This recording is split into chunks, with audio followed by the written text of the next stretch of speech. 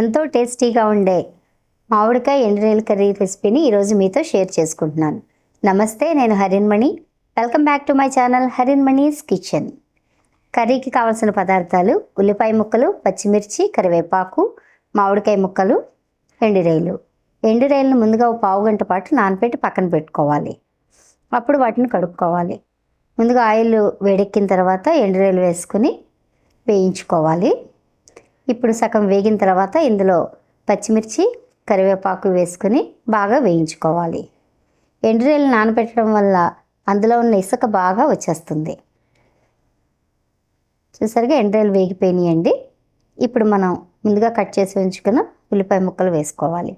అందులో కూరకు సరిపడ ఉప్పు, పసుపు కూడా వేసుకుని బాగా కలుపుకొని మూత పెట్టి మగ్గించుకోవాలి.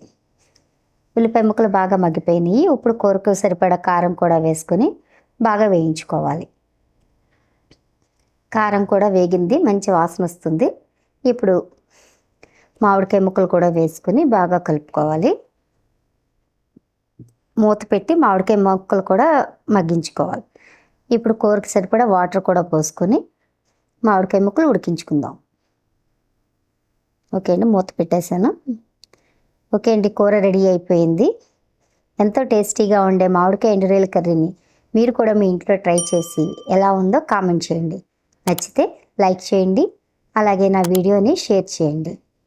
మరిన్ని రుచికరమైన వంటల కోసం నా ఛానల్ని సబ్స్క్రైబ్ చేసుకుని నోటిఫికేషన్స్ ఆన్లో ఉంచుకోండి. Thanks for watching.